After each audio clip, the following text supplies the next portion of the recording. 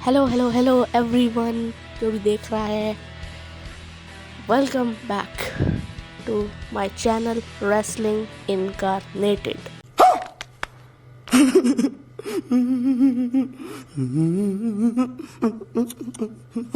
इससे पहले तुम लोग तलवारें लेके मेरी गर्दन उड़ाने आ जाओ तो मैं बताता हूँ मैं किधर हूँ।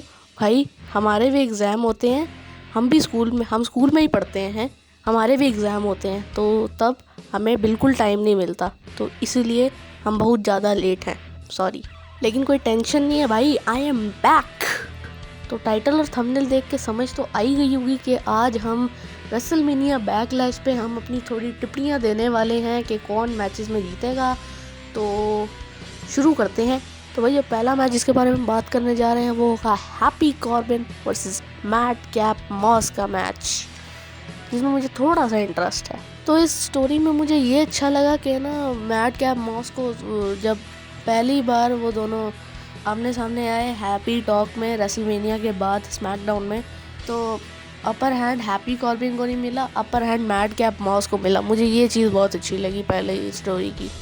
और दूसरी चीज़ मुझे ये इसलिए अच्छा लगता है ये मैच क्योंकि मुझे लगता है कि ना अब आगे मैडकैप मॉस को ना थोड़ा सा मतलब बिल्ड किया जाएगा, थोड़ा सा मतलब रोमन तक नहीं ले जाएंगे, मतलब चलो मिड कार्ड तक ले जाएंगे उसको।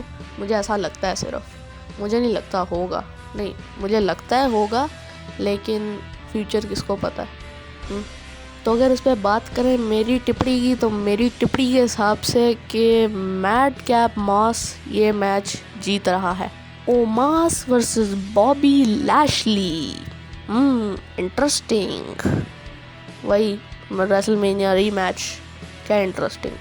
तो इस मैच पे टिप्पणी देने से पहले हम थोड़ा पीछे चलते हैं कि स्टार्टिंग में हुआ क्या था। तो हुआ ये था कि रेसलमेनिया से पहले ओमास साहब अपोलो क्रूज और कमांडर असीस को स्क्वॉश करके सामने बोलते हैं कि नेक्स्ट कौन है, कौन लड़ेगा मेरे से, किसको हराना है मैंने अगला। और outcome Bobby Lashley with MVP। तो फिर उसके बाद रेसलमेनिया में दोनों का मैच हुआ और बॉबी लैशली MVP के साथ नहीं आया, लेकिन उसने उसको हरा दिया, ओमास को बॉबी लैशली ने हरा दिया रेसलमेनिया में। तो शायद MVP को ये बात बुरी लग गई और नेक्स्ट नाइट आके बॉबी लैशली कहता है कि मुझे MVP की ज़रूरत ही नहीं थी तुझे हराने के लिए। तो MVP को दिल पे लग गई ये बात, तो उसने बॉबी लैशली पे अटैक कर दिया और मिल गया ओमास के साथ। तो मुझे लगता है कि ये स्टोरी भी सही जा रही है, ओमास को बिल्ड करना चाहिए आगे। ओमास में मेरे हिसाब से पोटेंशियल है, तो मेरे हिसाब से ओमास should win this match. Drew McIntyre and RK Bro versus the blood line. तो जब से Roman Reigns undisputed universal champion बना है, उसको मज़े आ गए हैं। अब वो ब्रॉक वाले कामों पे उतर है, आता ही नहीं है भाई। कभी आता है, दो लफ्ज़ कहता है, चला जाता है और बोलता भी क्या, एक्नॉलेज मी। और दूसरी तरफ ऊसोस पूरे ब्रॉक लेसनर के नक्शे कदमों पर चल रहे हैं, टाइटल्स डिफेंड ही नहीं करते भाई, कुछ टाइटल्स डिफेंड ही नहीं हो रहे। मिड कार्ड टाइटल्स को कसम से स्क्वॉश कर दिया, अंदर ज़मीन के अंदर गाड़ दिया है विंस मैकमैन ने मिड कार्ड टाइटल्स को। इतने अच्छे चैंपियंस हमें मिले थे, फिन बैलर, रिकोशे तो फिर कुछ कर रहा है ना टाइटल के साथ, कम से कम डिफेंड तो कर रहा है ना। फिन बैलर बेचारे को डिफेंड ही नहीं करवाया एक बार भी, मतलब एकदम अर्थ के एकदम लोएस्ट कॉर्नर, लोएस्ट लेवल तक आप जाओगे, आपको उधर मिलेंगे mid card titles, IC title और US टाइटल उधर बसते हैं। नहीं यार, मतलब तुम देखो, इतने प्रेस्टिजियस टाइटल, इंटरकॉन्टिनेंटल और US टाइटल, इन सब से ज़्यादा इज्जत है वुमेन्स टैग टीम टाइटल्स की। वो ज़्यादा दिख रहे हैं टेलीविज़न पे as compared to these two freaking good championships, very very good championship. In short WWE में कुछ भी हो रहा है, कुछ भी। अच्छा चलो, हम टॉपिक से थोड़ा इधर उधर निकल गए, तो चलो वापस अपने टॉपिक पर आते हैं।